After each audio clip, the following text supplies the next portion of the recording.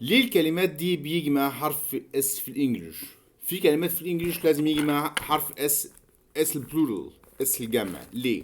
زي مثلا كلمة شوز، او زي كلمة تراوزرز كبريتش انجلش، او بانس كامريكان انجلش، او كلمة شورتس، وكلمة جلاسز.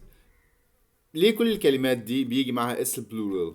طبعا الكلمات دي اس الجمع. ليه؟ لان الكلمات دي بتبقى مكونة من جزئين. يعني شوز بتبقى two shoe.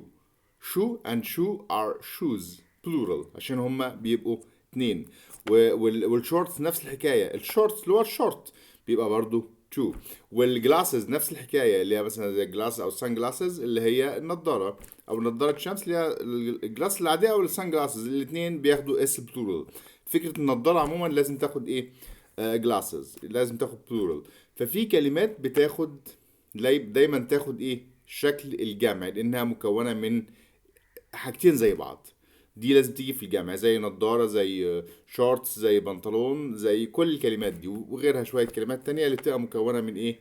من حاجتين. فعشان كده بتاخد اس الجمع.